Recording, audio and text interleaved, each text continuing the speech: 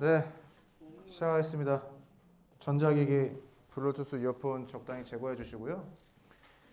교과서로는 222, 223 두 페이지 한 장만 할 겁니다. 1대1 함수가 있고요.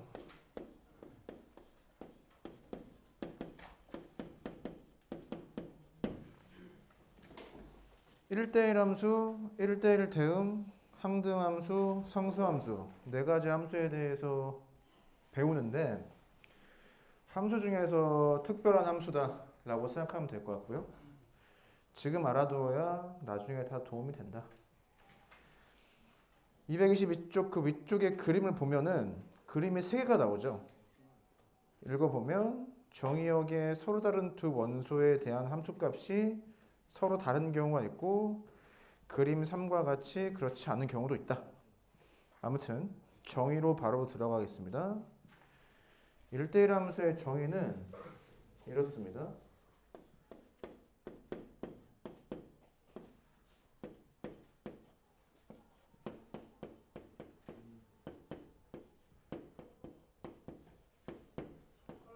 얘가 성립하면 1대1 함수라고 해요. 함수가 하나 있으면 정의역이겠죠. x1하고 x2는 정의역의 임의의 두 개의 원소인데 무슨 뜻이냐? 정의역의 원소가 두 개가 다르면 무엇이 다르다? 함수값이 다르다. 이게 항상 성립하는 함수를 1대1 함수라고 합니다. 얘가 성립한다라고 하면 이게 대우명제도 성립하죠. 대우명제를 적어보면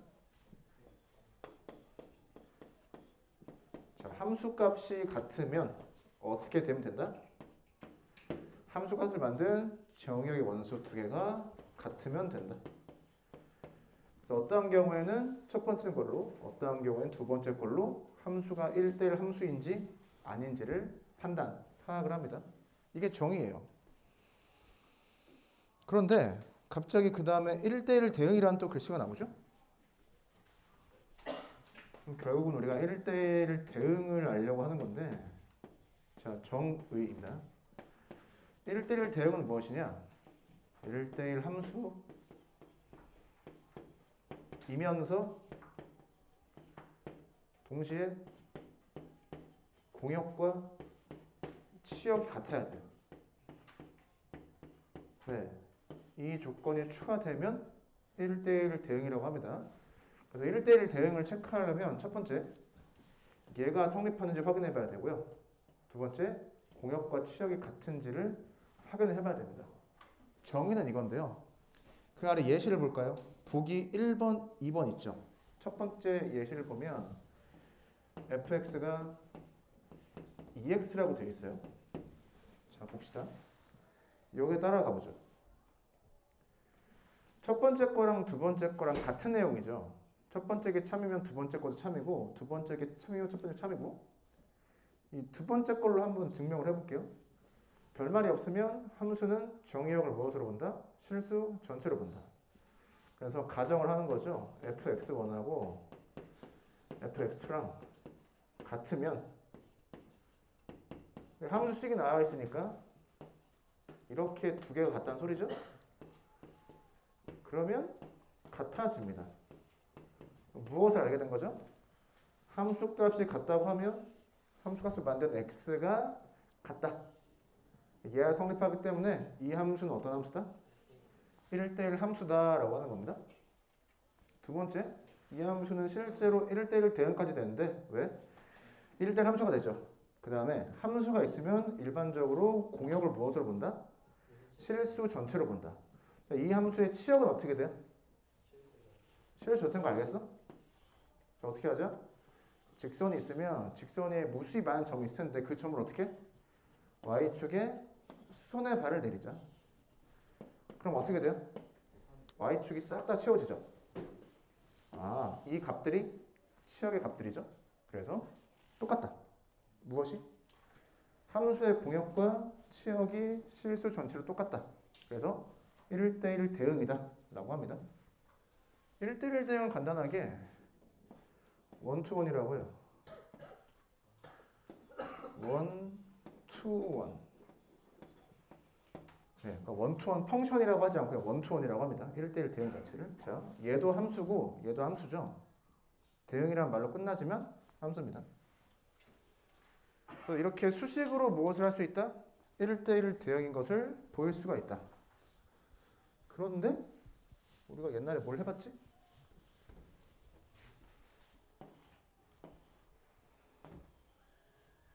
이거 해봤죠? 자, 교점 몇 개? 하나. 얘를 뭐라 그랬어요? 이걸 1대1 함수라고 했었죠. 이 교점이 하나씩밖에 없다랑 얘랑 같은 내용인 거 알겠어요? 같은 내용인 거 알겠어? 똑같은 거거든? 이해되나? 이해가 돼야 되는데.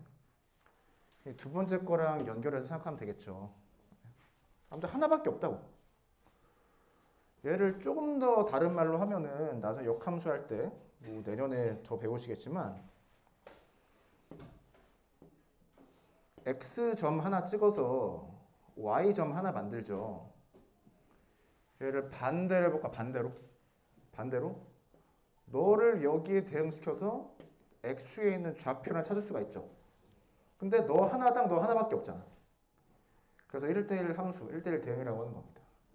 뭔 소리냐면, 자, 이렇게 돼 있었다고 해봐. y값 하나 고정시켜요. 그러면 교점이 2개 나오니까 이렇게 하면 x가 몇 개 대응돼요? 2개 대응되죠. 그러니까 나중에 배우겠지만 역함수를 생각할 수가 없다는 소리입니다. 대응이 2개로 되기 때문에. 이렇게 대응을 시켜도 하나, 이렇게 대응시켜도 하나만 되게 하고 싶다는 거죠. 어디에서? 역함수에서. 그래서 1대1 대응 배워봤습니다. 자, 대응 예시 있었으니까 대응이 아닌 예시도 하나 나오겠죠? 교과서가 너무 체계적으로 쓰여져 있지 않니? 예시가 딱딱 하나씩 나온다. gx가 x제곱? 자, 별말이 없으면 정의역을 실수 전체로 봅니다. 자, x1하고 x2랑 같다라고 나와요. 그럼 x1 제곱은 x2 제곱이죠. 그러면 인수분해하면 어떻게 돼? 이렇게 되나? 그럼 뭐가 나오죠? x1은 x2 이거나 x1은 빼기 x2. 자, 너가 성립한다라고 하면은 얘가 성립하지 않죠. 따라서 얘는 1대1 함수라고 할 수가 없습니다. 네. 예시를 들어보면 사실 발레를 하나 찾으면 되는데 아무거나 그거. 자, y는 1을 해봐. 그럼 얘가 뭐가 나와? 1 빼기 1 나오죠. 자, x는 빼기 1하고 x는 1이 있는데 원투라고 합시다. 다르죠? 근데 어때요? fx1하고 fx2랑 똑같죠? 그러니까 제가 성립하지 않잖아. 얘가 달라야 되는데 같단 말이지. 그래서 얘는 1대1 함수가 아니다. 따라서 무엇이 될 수도 없다? 1대1 대응도 될 수가 없다. 그런데 얘를 잘라. 여기서 나온 함수는 지금 gx죠. gx. 여기 g로 바꿉시다. 자, 범위를 제한하겠습니다. 어떻게? 자, g x에서 y로 가는데 자, x를 0 이상인 실수로 보죠. 그럼 얘는 뭐가 돼? 이 범위에서 1대1 대응이 되죠. 1대1 함수가 되죠. 네, 함수가 되고 나중에 설명하겠지만 공역을 치역으로 제한을 해버리면 1대1 대응이 됩니다. 다른 말로 하면은 너 함수 맞죠? 1대1 함수 맞죠? 공역을 치역 범위로 제한을 하면 1대1 대응이라고 생각해서 이 함수의 역함수를 생각할 수 있게 됩니다. 그런 걸 많이 할 거예요. 아무튼 그리고 사실 어떻게 하는 게 편하죠? 그래프를 그려서 추측을 한 다음에 증명을 하던 발레를 찾던 둘 중에 하나를 선택하는 게 좀 편하겠죠. 네. 이렇게 해서 1대1 함수와 1대1 대응에 대해서 이야기를 해봤고요. 문제 6번을 잠깐 보면 6번의 1번은 뭐 직선이니까 사실 1대1 함수가 되겠죠. 문제 6번의 3번 같은 거 어떻게 해야 돼? 걔는 1대1 함수야 아니야? 아니죠. 라고 하는 것을 어떻게 파악했죠? 네, 그래프를 그리니까 가로 줄을 그어 봤을 때 교점이 두 개가 생기는 경우가 생기죠. 그렇게 해서 무엇을 찾는다? 발레를 하나 찾는 거죠. 발레. 자, 절대값 x 그래프를 이렇게 되잖아. 1을 하나 고정시킨 다음에 대응된 x를 찾는 거죠. 빼기 1 빼기 1. 그래서 1대1 함수가 아니다. 가로줄을 그어서 대응되는 x를 찾는 것도 연습을 해야 됩니다. 이게 사실 어떤 개념이죠? 역함수의 개념이죠. 네. 자, 4번 같은 거 어떻게 해? 4번은 0보다 작으면 x, 0보다 크거나 같으면 2x. 얘는 딱 봐도 함수면서 1대1 함수죠. 1대1 대응까지 되게 생겼습니다. 근데 얘는 증명을 하라고 하면 어떻게 해? 사실 가로줄을 그어서 교점이 하나 있는 건 보이죠. 근데 증명을 하라고 해봐. 수식으로 증명을 하라고. 어떻게 해야 돼요? 아, 좋습니다. 내 생각에는 이거 두 번째 걸로 범위를 나눠서 하면 좋을 것 같아요. 예, 두 번째 걸로 범위를 나눠서 수식으로 증명하면은 뭐 두 개의 케이스만 나눠서 하면 될 것 같아요. 시도를 해보시기 바랍니다. 자, 별거 아닌 것 같은데 결국 역함수와 연관이 되게 되어 있습니다. 두 개 배웠죠? 1대1 함수와 1대1 대응. 1대1 대응 같은 경우에는 나중에 경우의 수 같은 거 구할 때 가끔 설명을 할 겁니다. 항등함수와 상수함수로 넘어가 보겠습니다. 자, fx는 x일 때 이 함수 f를 집합 x에서 항등함수라고 한다 라고 되어 있죠. 항등함수는 1대1 대응이다 라고 나와 있습니다. 사실 매우 기본적으로 쉽게 생각할 수 있는 함수인데